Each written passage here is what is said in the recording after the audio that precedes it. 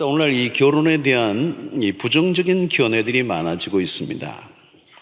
여러 가지 이유들이 있죠. 또 현실적인 상황들도 있는 것 같습니다. 요즘 젊은이들 경제적 이유로 인해서 결혼을 포기를 많이 합니다. 실제적으로 결혼 비용이 만만치가 않죠. 결혼 비용이 만만치가 않습니다. 그 외에도 개인주의적 경향이 짙어졌죠. 그래서 이제는 결혼이 필수가 아니라 선택이라는 생각이 많아진 것 같아요. 이제는 무조건 한다고 생각했는데 요즘은 꼭 필수는 아니다, 선택이다.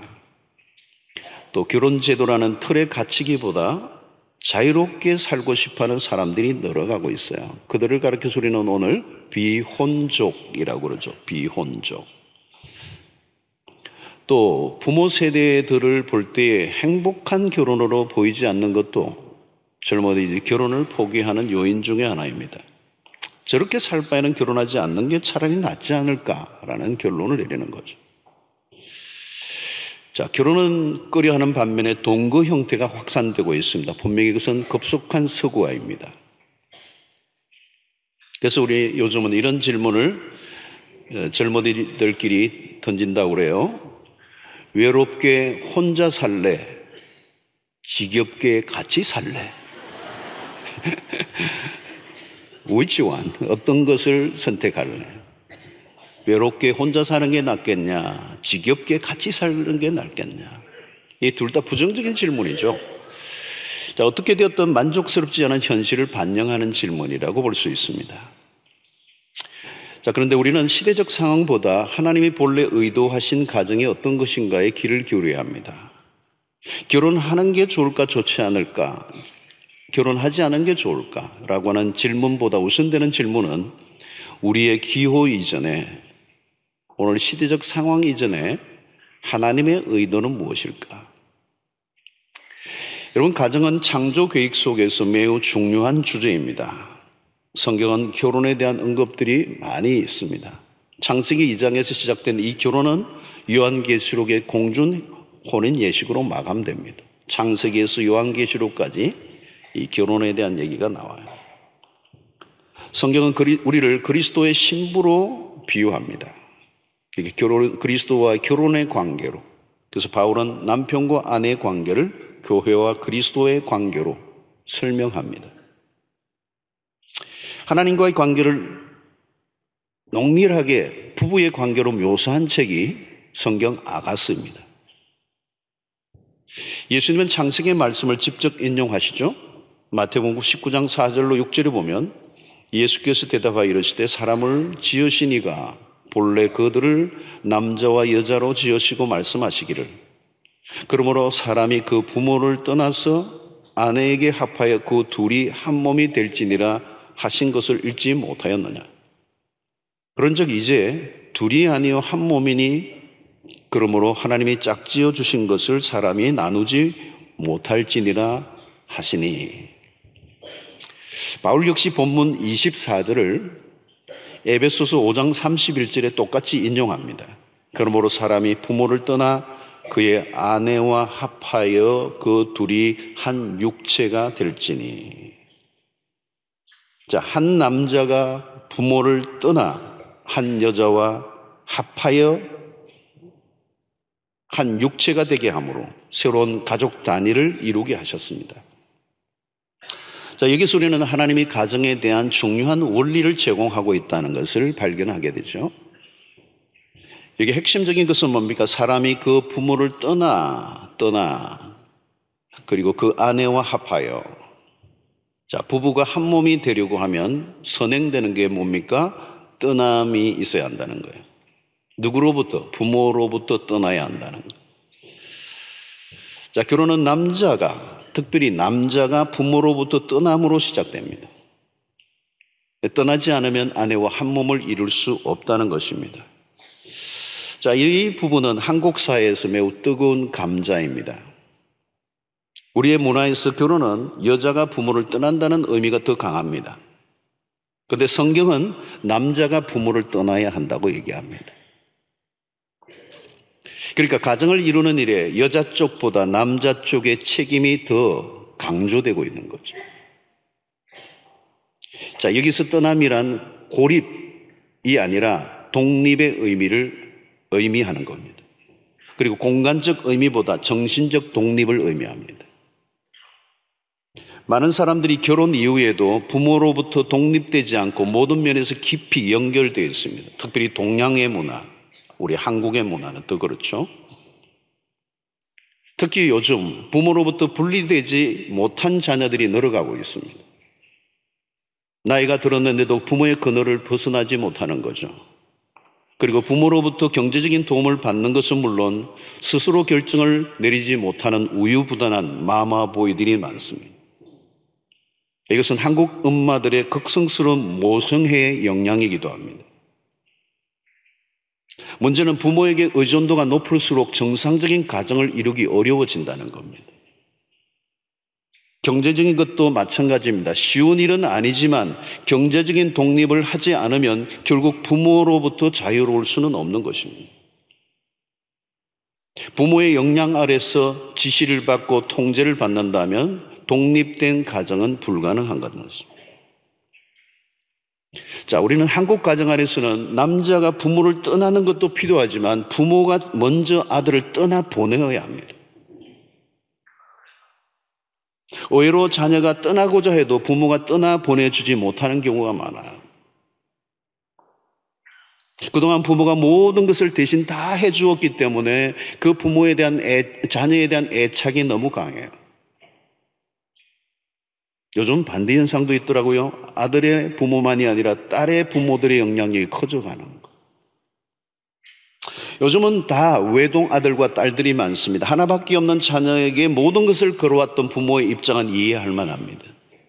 내가 어떻게 키운 아들인데, 내가 어떻게 키운 딸인데, 이 강한 소유의식에서 나온 집착. 그러나 자녀의 가정이 건강하기를 원한다면 힘들지만 떠나보내야 한다는 거예요. 계속 부모의 권리를 주장하고 자녀들의 가정에 영향력을 행사하면 자녀의 가정은 깨어지고 그 고통의 부메랑은 부모에게로 고스란히 돌아옵니다. 이것은 부모나 자녀들 모두가 함께 노력해야 될 부분이에요. 부모는 자녀를 기꺼이 떠나보내야 합니다. 그리고 자녀는 부모로부터 기꺼이 떠나가는 용기를 가져야 돼요.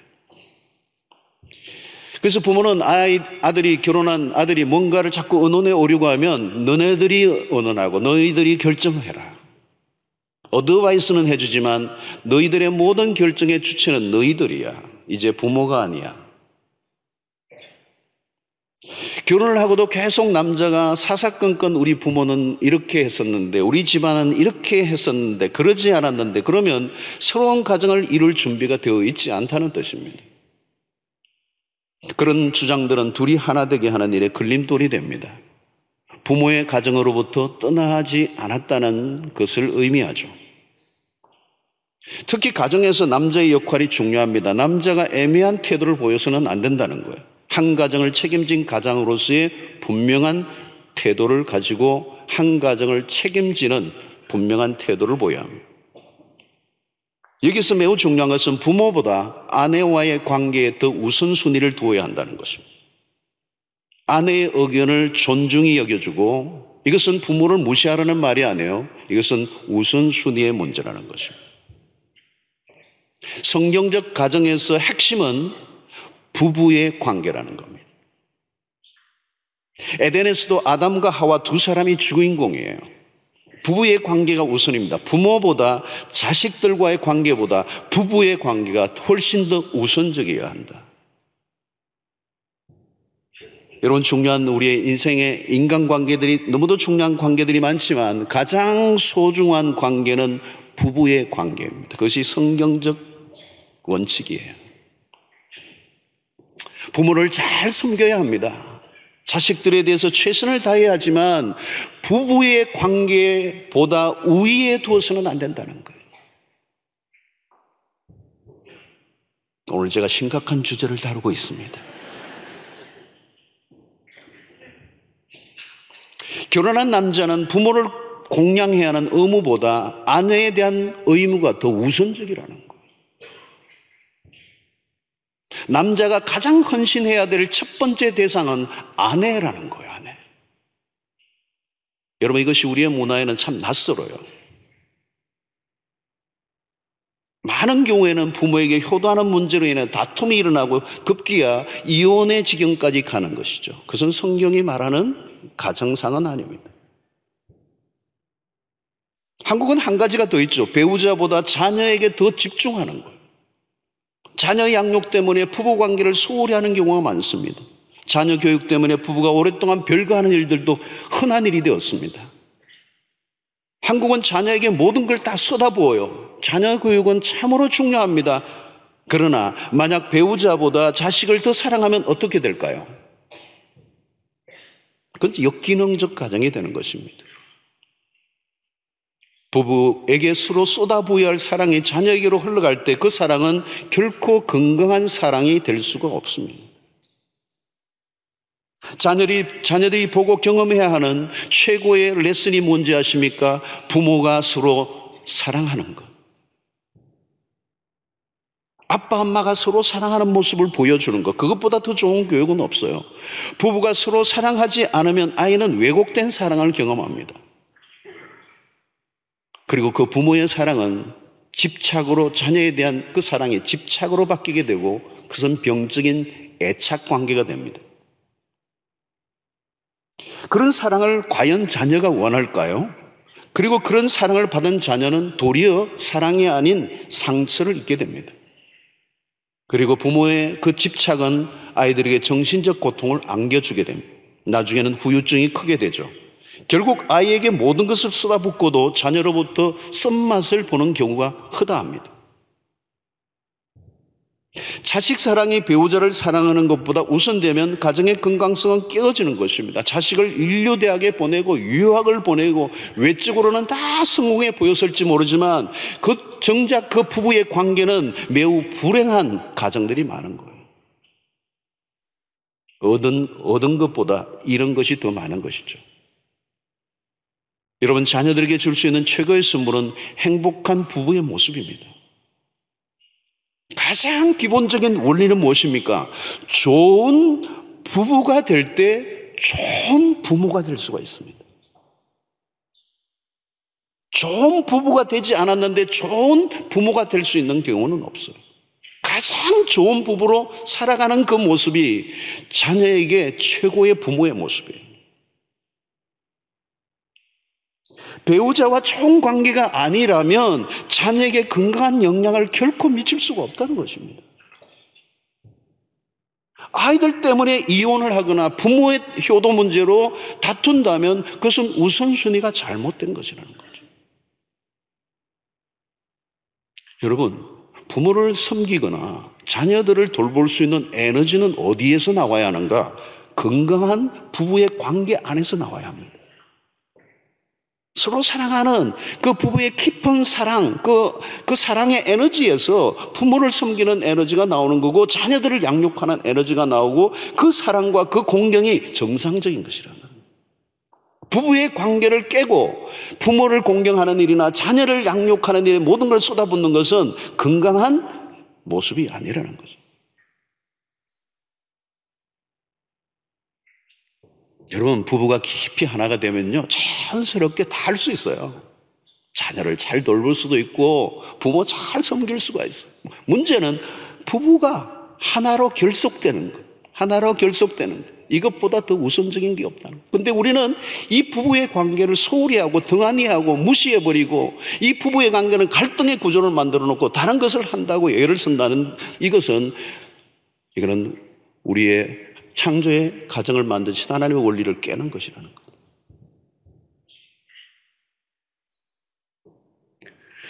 자, 여러분, 오늘 여기 보면 그와 남자가 부모를 떠나 그의 아내와 합하여 둘이 한 몸을 이룰지어다. 떠남의 목적이 뭘까요? 부부의 하나됨입니다. 떠남이 전부는 아니죠. 떠남을 통하여 아내와 한 몸을 이루어야 합니다. 둘이 하나가 된다는 것은 신비로운 일입니다. 결혼은 두 사람의 완전한 연합이죠. 남자는 홀로가 아니라 또 다른 존재가 필요했다는 겁니다. 바로 하나님이 창조하신 여자입니다. 그래서 육체적인 하나됨, 그것은 성적인 연합은 물론이고 정신적, 영적 하나됨을 의미합니다. 자, 부부의 관계 안에서 성적 연합은 매우 중요한 영역이에요. 하나님이 정해놓으신 기준입니다. 성은 하나님의 아이디어예요.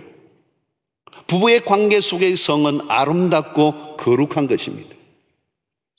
중요한 기준은 한 남자와 한 여자가 결혼 관계 안에서만 숭고하고 아름답게 성을 만들어 놓으셨다는 거예요. 오늘날 성적 자유, 성적 일탈, 성적 타락은 한 남자와 한 여자 안에서 이루어지는 한 몸됨을 깨뜨리는 죄악이죠. 부부의 관계 안에서만 만족을 누려야 한다는 이 성경적 원칙에 대해서 이 세상은 부정하고 공격하는 문화들로 가득 차 있습니다. 부부 관계가 아닌 관계에서의 성적 자유가 도를 넘어요. 이것은 단순히 성적 타락이 아니고 하나님의 창조의 질서에 대한 공격입니다. 성도 여러분, 둘이 한 몸 된다는 것은 놀라운 신비예요. 이 한 몸의 개념에서 우리가 붙들어야 하는 것은 나누어질 수 없는 운명 공동체로 하나님 묶으셨다는 것. 부부가 된 이후부터는 하나됨을 지켜야 합니다. 성경은 한쪽의 음행 위에는 어떤 것도 나누어지는 명분이 될 수 없다고 못을 박습니다. 그것은 부부관계를 지키려고 하시는 하나님의 강력한 의도가 담겨 있는 거죠. 하나를 지켜간다는 것은 매우 명예스러운 일입니다. 한 몸의 개념이 강조되는 것은 기계처럼 떼었다 붙였다 할 수 있는 것이 아니라는 것입니다. 자, 그러면 이 한 몸의 개념에서 강조하는 것은 뭘까요? 이 한 몸을 이룰지어다. 둘이 한 몸을 이룬다라고 하는 이 한 몸은 친밀감을 강조합니다. 오늘 25절의 말씀이죠. 아담과 그의 아내 두 사람이 벌거벗었으나 부끄러워하지 아니하니라. 여러분, 창세기에 나오는 이 첫 번째 이 모습은 정말 아름다운 모습이에요. 아름다운 모습. 아주 기가 막힌 한 폭의 그림을 우리에게 보여줘요. 그런데 이 25절의 말씀 매우 중요한 부분입니다. 이 부분은 3장으로 넘어가서 다시 다뤄야 될 매우 중요한 주제가 여기에 나와요. 벌거벗었으나 부끄러워하지 않았다는 것은 완전한 결합 상태를 말합니다. 이보다 더 가까워질 수 없는 관계. 서로 간에 어떤 걸림이나 장벽도 없습니다. 친밀함의 상태예요. 신비로운 관계입니다. 수치는 언제 생긴 겁니까? 죄를 짓고 난 다음부터 찾아온 감정이에요. 성도 여러분, 이 부부의 관계 안에 친밀함은 매우 중요한 영역입니다. 친밀함이 곧 사랑은 아니지만 친밀감이 없으면 온전한 사랑이라고 하기 어렵습니다. 친밀함은 행복한 감정에서 필수적인 것입니다. 친밀감이 깊어질 때 인간은 하나됨을 경험합니다. 친밀해지면 경계선이 없어집니다. 너와 나라는 개념을 넘어서서 우리라는 이 한 몸의 개념이 찾아오는 것이죠. 남자와 여자의 관계 안에서 온전한 연합으로 경험하는 이 친밀감을 대체할 수 있는 것은 이 세상에 아무것도 없습니다. 결혼 관계 안에서의 친밀감보다 오늘 현대인들은 강아지나 고양이와 친밀함을 나누는 경험들이 늘어나고 있어요. 그러나 부부 관계 안에서 누리는 이 친밀감과는 비교할 수 없는 것들입니다. 인간의 깊은 내면 안에는 친밀감에 대한 욕구가 있습니다. 오늘날 가정 안에 외도가 잦아지는 원인 중 하나는 친밀감 없는 부부 관계 때문입니다. 친밀감이란 두 사람 사이에 어떤 것도 감출 것이 없는 관계입니다. 비밀이 없는 것이죠. 숨기는 것이 있으면 그 순간 친밀감에 문제가 생깁니다. 죄가 끼어들면 친밀함이 깨어져요. 죄인의 특징이 뭡니까? 숨기는 것입니다. 숨기는 게 있으면 무엇인가 어색해져요. 관계가 멀어져요. 우리가 아니라 남이라는 느낌이 드는 겁니다. 그때부터 긴장되고 불안해지는 거예요. 건강한 부부의 특징 중에 하나가 뭔지 아십니까? 대화가 많아요. 솔직한 대화를 많이 하는 부부 관계는 건강합니다. 대화가 없는 가정은 이미 위험한 가정이 되어 있을 가능성이 매우 높습니다. 두 사람이 하나가 된다는 것은 놀라운 신비예요. 부부가 세월이 흐를수록 깊어지고 사랑이 이어가는 경험을 한다는 것은 놀라운 축복입니다. 하나님과의 영적인 친밀함, 친구와의 친밀함, 부모와의 친밀함 다 좋아요. 그러나 부부간의 친밀함을 대체할 수 있는 것은 없습니다. 하나님은 부부관계 안에서 누릴 수 있는 친밀감을 허락하시고 행복을 그리고 만족을 누리게 하신 것입니다. 자, 둘째는 이 한 몸을 이룬다는 것은 무슨 의미가 있을까요? 나눌 수 없다는 뜻입니다. 내 뼈 중에 뼈요, 내 살 중에 살이라는 것은 서로 깊이 얽혀져 분리가 불가능하다는 것입니다. 한 몸을 이룰지로다. 여기에서 한 몸을 이룬다는 위브라고 하는 단어를 쓰는데요, 천을 짜는 거죠. 을기설기 천을 짜는 것. 대나무를 쪼개어서 공예품을 만들어서 작품을 만들면 어때요? 엮어지는 거죠. 엮어지는 거. 얼기설기 엮어져서 하나의 작품이 만들어졌기 때문에 분해가 불가능하다는 거예요. 나눌 수 없는 것을 나누려고 하면 어떻게 돼요? 망가져야 되는 거예요. 찢어져야 되는 겁니다. 그러면 큰 고통이 오는 거죠. 여러분, 결혼은 어느 쪽으로 귀속되는 게 아닙니다. 어느 한쪽으로 기울어진다면 하나됨이 될 수가 없어요. 여러분, 성경이 말씀하는 하나됨은 언약의 관계 안에서 하나됨을 강조합니다. 인간끼리의 의기투합이 아닌 하나님의 개입하심으로 이루어지는 가정입니다. 그래서 마태복음 19장 6절에 주님이 이런 말씀하시죠. 그런즉 이제 둘이 아니요 한 몸이니 그러므로 하나님이 짝지어 주신 것을 사람이 나누지 못할지니라 하시니. 결혼식 할 때마다 우리 주례하는 목사님들이 항상 하는, 서약할 때 하는 얘기예요. 한 몸이라는 거. 하나님이 짝지어 주셨다는 거. 하나님이 짝지어 주셨다는 거. 하나 되게 하신 분은 하나님이시라는 겁니다.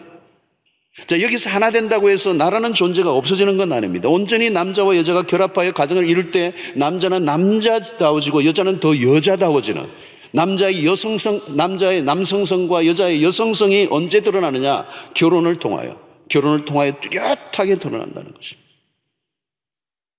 자, 이 처음부터 한 몸이 만들어지는 것은 아닙니다. 하나됨을 위해 노력해야 돼요. 초기부터 배우자에 대한 너무 환상적인 생각을 하면 힘들어지는 거예요.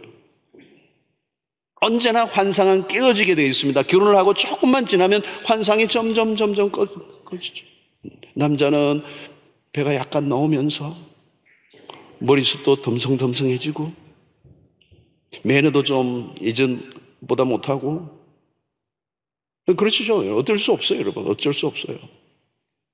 아내도 마찬가지죠. 화장이 지워지는 순간 그녀가 그녀였던가 뭐 그런. 아이를 키우면서 막 거칠어지잖아요. 한 둘이 키우면 발톱도 굵어지면서 이러면 남편들이 깨갱하잖아요. 여러분, 완전한 환상적인 그런 꿈을 꾸서는 안 되는 거죠. 완전한 배우자를 찾는다면 혼자 살아야 돼요. 드라마에 나오는 멋진 주인공과 같은 사람은 현실 속에는 없어요. 혹 있다 해도 나를 만나줄 리가 없어요. 지금 사는 사람과 헤어지고 좀 더 나은 사람과 살 수 있을 가능성이 있을까요? 환상이에요. 더 좋은 사람을 만나기는커녕 자칫하면 카사노바와 같은 바람둥이를 만나 죽도록 고생할 가능성이 높아요. 불완전한 두 사람이 만나 하나를 이루어가는 과정이 결혼이에요. 그러므로 결혼은 알맞은 사람을 찾는 게 아니라 내가 알맞은 사람이 되어가는 것입니다. 얼마나 좋은 남편 혹은 얼마나 좋은 아내를 만났느냐의 문제가 아니라 얼마나 인내하며 끝까지 그 자리를 지켜내는가. 여러분, 한 몸을 이루어간다는 것은 쉬운 작업이 아닙니다. 누구에게나 위기가 있습니다. 권태기도 찾아옵니다. 신체적인 정서적인 변화들이 찾아옵니다. 힘든 시기가 없는 가정은 없습니다. 어디에서 바람이 불어올지 알 수 없듯이 별일이 다 일어납니다. 결혼 초기에 싸움도 많이 하죠. 혹시 우리는 안 싸워요? 그런 가정이 있습니까? 매우 위험한 가정입니다. 어느 날 크게 한방 일어날 거예요. 싸우는 게 정상적인 겁니다. 저도 결혼해서 초기에 그때 강도사 목사 신혼인데 얼마나 싸웠는지 몰라요. 너무 다르더라고요.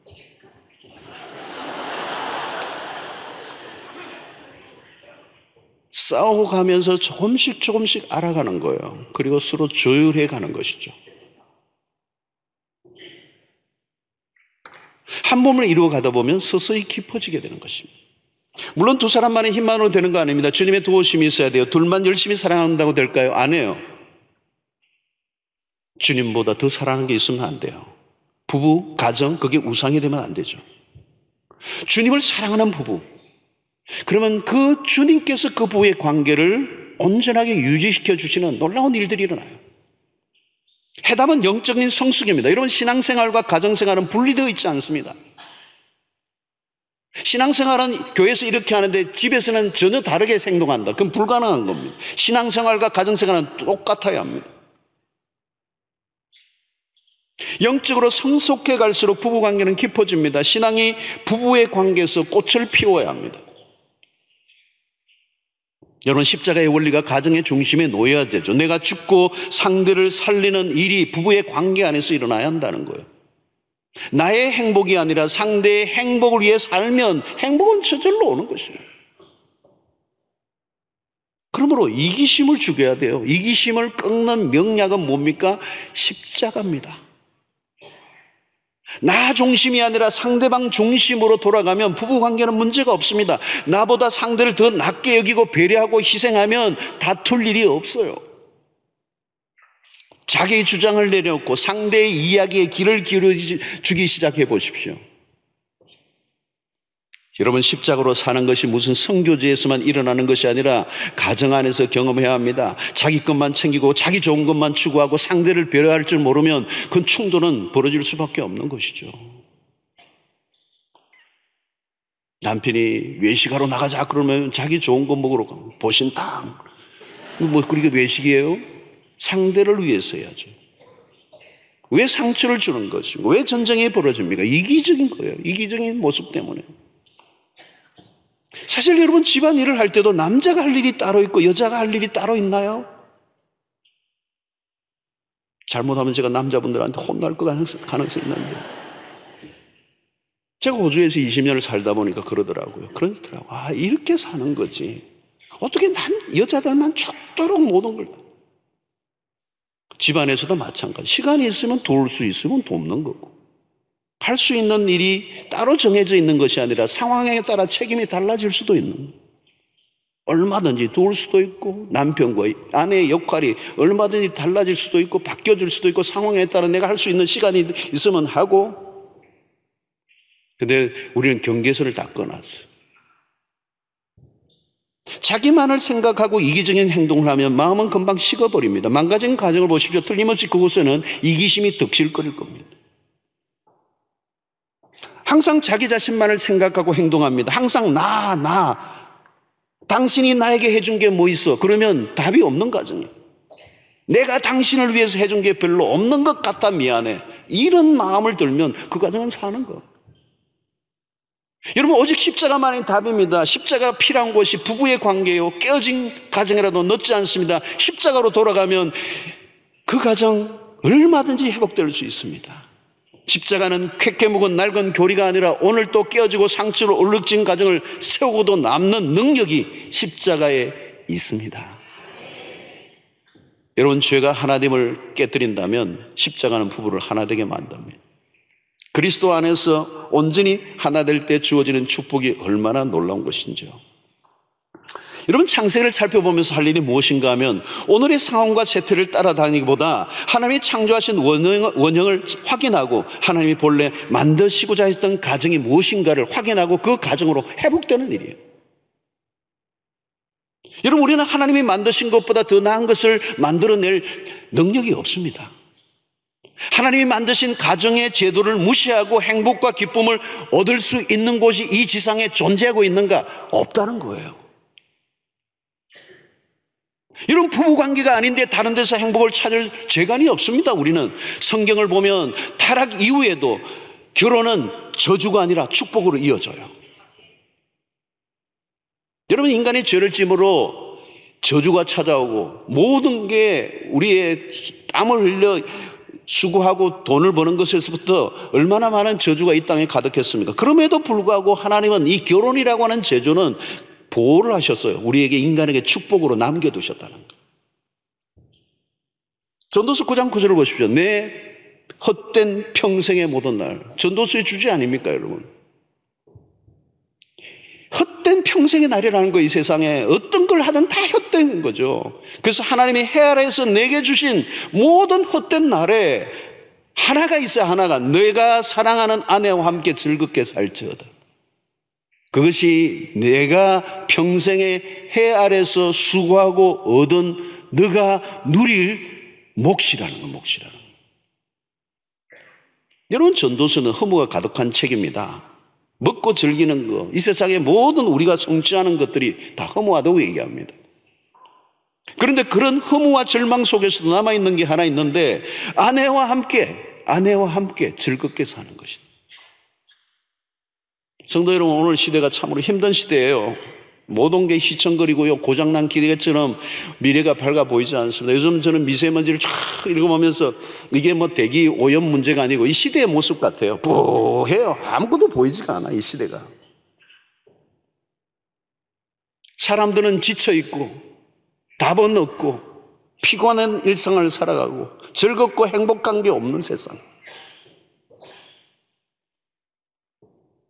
그 가운데서도 한 남자와 한 여자의 결혼만이 정상적이라는 이 성경적 진리에 세상은 시비를 걸고 있어요.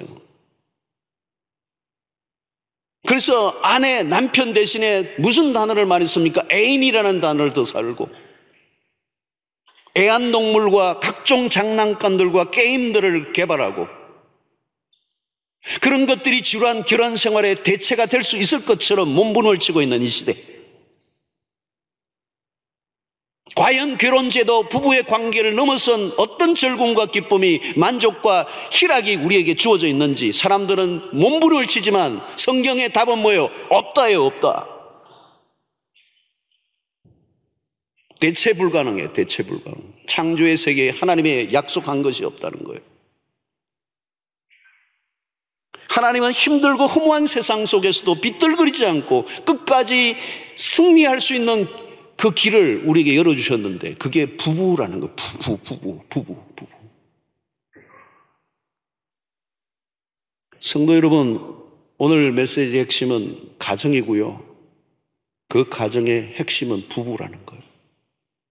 그리스도 안에서 하나 된 가정은 위력이 있습니다. 이 험난한 이 인생의 여정 속에 부부가 한 몸을 이루고 행복하고 기뻐하고 그 안에서 무엇이든지 해낼 수 있고 이겨낼 수 있는 에너지가 나와요. 하나님이 그렇게 만들어 놓으셨다는, 그 안에 어마어마한 위력이 있게 만드셨다는, 세상이 아무리 힘들어도 이겨나갈 힘이 그 안에 주어져 있다는 겁니다. 오늘 사실 제가 시간이 되면 동영상 하나 보여드리려고 그랬는데 좀 길어요. 중국의 어떤 영상인데, 다리가 하나 없는 형제와 팔이 하나 없는 이 자매가 발레를 하는데요, 부부가 정말 삶은 다 어쩌면 이 팔 하나 다리 하나 없는 부부가 어떻게 그렇게 기가 막힌 하모니를 이루며 그렇게 멋진 장면을 연출하며 그렇게 온전히 하나 되는 모습을 발레를 통해 보여주는데요, 보는 청중들이 다 눈물을 흘리더라고요. 외적으로 보면 정말 행복할 수 없을 것 같은데, 그 남녀가 가정을 이루며 그 훼손된 팔과 다리가 있음에도 불구하고 그것을 극복하고 하나를 이루면서 진짜 환희에 찬 감동을 자아내는 하나됨. 그 어떤 외적인 조건도 뛰어넘는, 어떤 세상의 불행도 뛰어넘게 만드는 힘이 그 부부의 관계 안에 있다는 거예요. 여러분, 오늘 사단이 가정을 허물어뜨리려고 발악을 하고 있습니다. 사단이 가정이 얼마나 중요한가를 알고 있기 때문에 공격을 그렇게 해야 되는 거예요. 여러분, 부부가 한 몸이 될 때 행복뿐만 아니라 하나님 명령하신 그 명령들을 넉넉히 감당할 수가 있습니다. 부부가 생각이 같아지고 바라보는 방향이 같고 사명과 비전이 같아질 때 놀라운 일들이 난다. 저는 여러분, 교회 안에서 봉사하시는 성도들 가운데서도 만약에 부부의 관계가 온전하지 않다면 교회 일을 잠시 내려놓고라도 그 부부의 관계가 온전히 하나됨으로 나중에 섬겨도 늦지 않아요. 뭐 교회에서는 열심히 하는데 부부의 관계는 소원하고 멀어져 있고 깨어져 있다면 그건 하나님이 기뻐하시는 모습이 아니에요. 그리고 온전한 봉사를 할 수도 없어요. 그 헌신이 무슨 제대로 된 헌신이겠습니까? 그건 위선이에요. 관계 속에서 자녀들에게서 보여줄 수 있는 최고의 레슨은 그거밖에 없는 거예요. 그래서 여러분, 자녀들이 좀 컸으면요, 부모들이 자녀들에게 뭘 하려고 하면 부모님들에게 그냥 우리 신경 꺼시고 부모님들 행복하게 사세요. 도와드리세요, 여러분. 부모들도 마찬가지예요. 결혼한 자녀들이 있다면, 얘들아, 너희들이 행복하기를 원한다. 우리들에게 신경 좀 덜 써도 괜찮다. 우리는 이겨낼 테니까 너희들이 행복하기를 원한다. 힘을 실어주세요. 그리고 그들이 진정으로 행복해지면 다시 우리에게 화답하는 역사가 일어날 거라는 말이죠.